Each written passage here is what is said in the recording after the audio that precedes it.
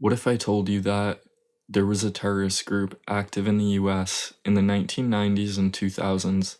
They cost the US millions of dollars in damages, even targeted government-related buildings, but it wasn't Islamic extremism. Who would you say it was? Well, if you said elves, you are correct. And no, that's not a joke. Earth Liberation Front, also known as ELF, ELF, or the Elves, are or were an eco-terrorist group active throughout the Americas and Europe between the late 1990s and the early to mid 2000s. And get this, they're still relevant to the FBI. Yes, well, for over 20 years now, an ELF member has evaded capture from the FBI and remains on their most wanted list. Who this ELF member is and what did they do? Well, we'll delve into that later in this video. Alright everybody, hi, my name is Roddy, and this is my first video for my YouTube channel. I just quit my job, so here is my Hail Mary at me making money through some other way. This channel is going to be a little bit of everything, some art, music, philosophy, true crime, so if you like any of those things and you want to see someone never commit to one topic, consider subscribing. Otherwise, thank you in advance for watching the video, and let's get to it. So here are going to be my key talking points. First, we're going to go into the origins of ELF. This will include the events which brought ELF into existence, as well as their philosophy, methods, and goals.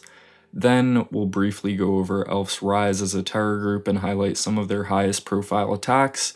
And finally, this will lead us to their dissolution and downfall. Also, yeah, I use bullet points. What are you gonna do about it? Also, as a foreword, while I use the phrase eco-terrorists throughout this video, understand that this is not universally agreed on as an appropriate term for these actions. In one paper, scholars Sumner and Weidman argue that because ELF and other eco-terrorist organizations don't intend to harm people and deliberately only target property, it should be labeled as ecotage, arson, or vandalism. I honestly think there's merit to this argument, but I don't know. Let me know in the comments. So ELF origins and philosophy.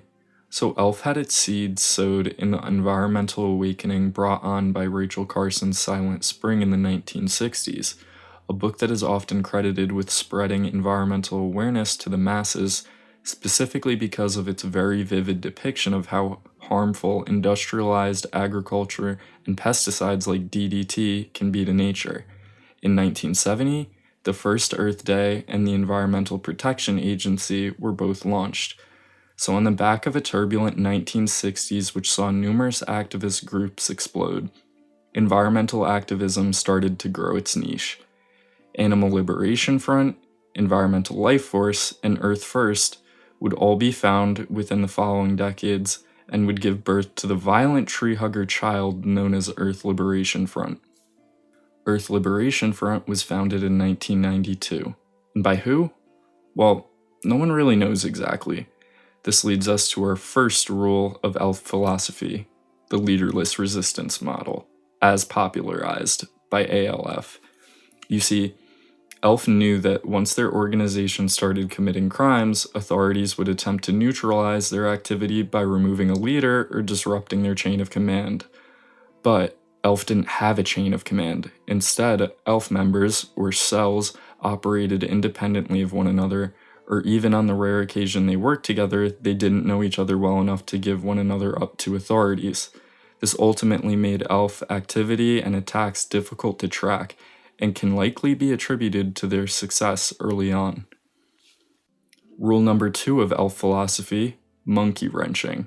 Monkey wrenching was a tactic popularized by earlier environmental activist groups like Environmental Life Force and Earth First, but is also still argued as a viable tactic now, most notably in a book popular among environmentalists, How to Blow Up a Pipeline by Andreas Malm, which was published in 2021. But what is monkey wrenching? Well, luckily ELF had a press office which did not sugarcoat their agenda. ELF stated they will use economic sabotage and guerrilla warfare to stop the exploitation and destruction of the environment. Also, side note, yes, Elf did actually have a press office before it went defunct. Kinda reminds me of another terrorist group that decided to start holding press conferences. Attacks began. The scholars, and by scholars I mean Wikipedia, recognizes it doesn't have an official date of Elf's first act, as it is likely either undocumented or unknown, but one recognized date they use is April 1st, Earth Night 1992. On this night in the UK, Elf members sabotaged equipment of a company called Fissions, who were accused of draining peat bogs, which not only does damage to habitats, but destroys a carbon sink and contributes to climate change.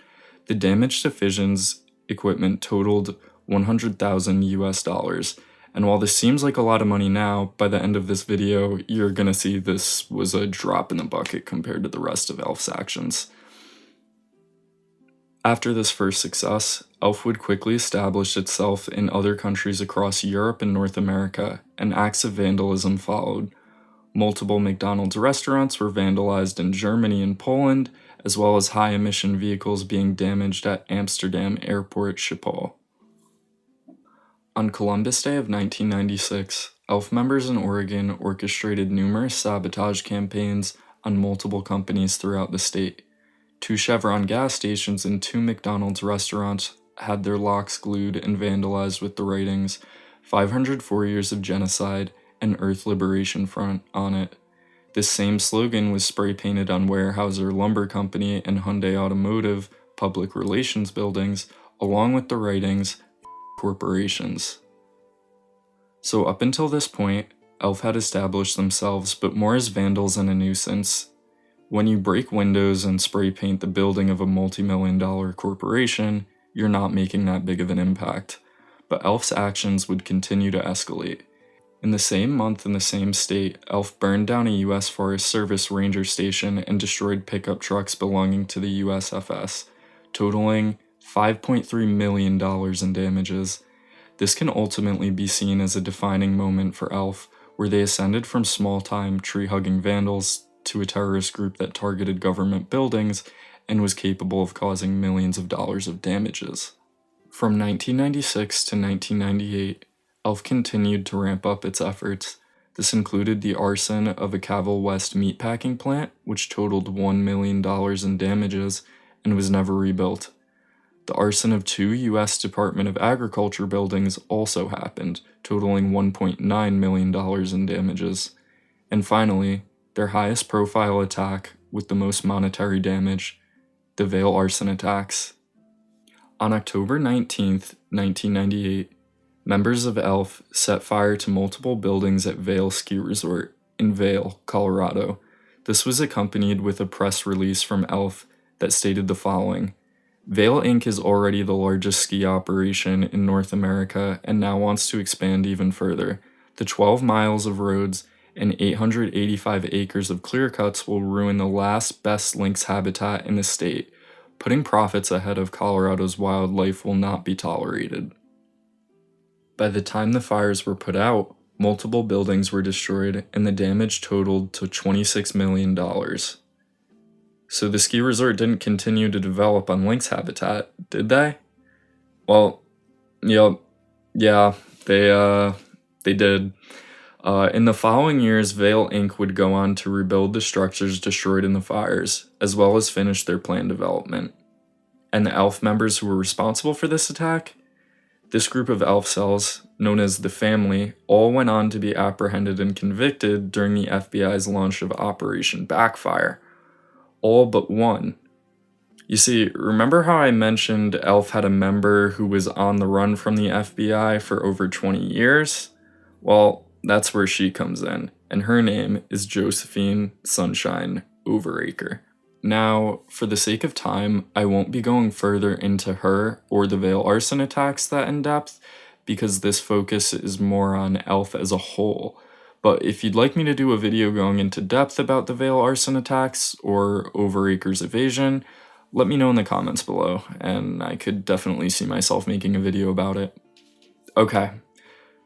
But this all leaves one remaining question. What about the lynx? Well, luckily there's an update on that too, and despite the usually bleak narrative that goes with conservation struggles, this one is actually positive. Colorado Parks and Wildlife stated that their benchmark for lynx reintroduction was reached in 2010. So now, looking at this event as a whole, are ELF's tactics working? Well, not exactly. Yes, ELF is definitely causing monetary damage. Just through the incidents we've mentioned, they've racked up roughly $28 million in damages. But what about dissuading companies from harming the environment? With the exception of the Cavell West meatpacking plant, every other structure they burnt was rebuilt. And now, in the case of the lynx, it's shown that the development ELF desperately tried to stop actually didn't stop the lynx from reaching their benchmark. And as we'll see, this ends up being a microcosm of ELF's attempts from here on out. On New Year's Eve, 1999, a Michigan State University lab that was providing GMO plants to African farmers was destroyed for allegedly receiving funding from Monsanto. However, the US Agency for International Development was actually responsible for the majority of the project funding, with Monsanto only contributing $2,000 for 5 African students to attend a biotechnology conference. In 2001, a University of Washington lab was set on fire because the lab was involved in genetically modifying poplar trees, but the aims of the research regarding genetically modified poplar trees was actually related to old-growth forest conservation. This attack not only resulted in $7 million in damages, but destroyed 20 years worth of research and portions of the Horticultural Center's plant collection. These are both perfect examples of why and how ELF failed. You see, while the leaderless resistance model helped ELF evade authority, it also left them prone to individuals who misinterpret or misrepresent the ideology. While things like GMOs can still be considered a hot topic, the scientific community recognizes that they are generally safe for consumption and potentially have a role in conservation. In the case of the Michigan and Washington lab attacks, the vandals did something, quote-unquote, for the environment that actually ended up being very harmful to the environment. Another issue with ELF is its violent tactics. It takes a lot to galvanize people into activism, and violence is often a line people won't cross even if they are passionate about an issue. This unclear, sometimes misinformed ideology and violence that alienated the public from their message ultimately led ELF to where it is now, functionally extinct. In the end, ELF managed to rack up $71 million in damages between 1998 and 2008, and is still considered one of the most prolific environmental terrorist groups to date. Thank you guys for watching. I hope you enjoyed. Like I said, this was my first video. I'm still getting like the vocals down and everything. I'm pretty fucking nervous, but yeah, I hope you guys enjoyed.